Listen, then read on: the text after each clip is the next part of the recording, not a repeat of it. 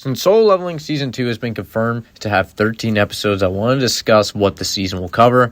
And I don't think we'll be seeing Jeju Island in this season. I think we might get the first couple chapters adapted, where we see Jinwoo and the other Korean hunters testing their strength against the Japanese hunters. And we see Jinwoo absolutely dunking on Ryoji Goto.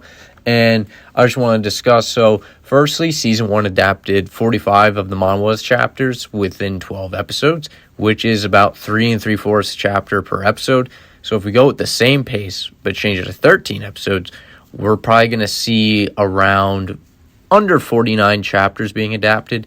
So that brings us to chapter 94 in the manhwa, and they probably won't even fully adapt this chapter. I think they can adapt the perfect cliffhanger from this chapter, which would be with Beru essentially waking up and directly teasing Jeju Island for Season 3. And similar to how Season 1 ended with Igris becoming Jinwoo's first major shadow, I think it would be cool to have Season 2 end with his next big shadow, and arguably his biggest one.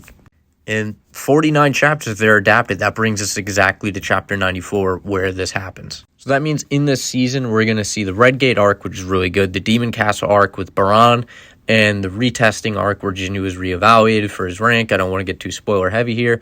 And then we also get the Hunters Guild arc. So these are all really good arcs, and they build up to Jeju Island, which will be even more fire in Season 3 and allow proper time to adapt it. And depending on the pacing they decide to go with this season, I think there's two options. They could either end with Jinwoo defeating Baran and waking up his mother, or they adapt that, and they also do the preliminary chapters of Jeju Island and leave off with Beru, which I think is the best way to do it.